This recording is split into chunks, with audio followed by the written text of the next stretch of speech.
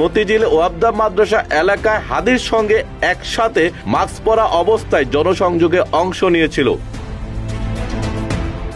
CCTV footage ও ছবিগুলো বিশ্লেষণ করে দেখা যায় শুটার দুজনের মধ্যে একজনের গায়ে কালো পাঞ্জাবি, কালো মাস্ক, গলায় চাদর এবং পরনে আকাশি রঙের প্যান্ট ছিল।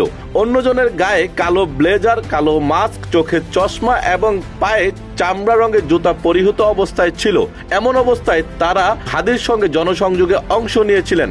হামলাকারী দুই ব্যক্তির পোশাকের সাথে জনসংযোগে অংশ নেওয়া এমন চাঞ্চল্যকর ঘটনা যেন সুই হয়ে ঢুকে খাল হয়ে বের হওয়ার মতো এক চাঞ্চল্যকর পরিস্থিতির জন্ম দিয়েছে।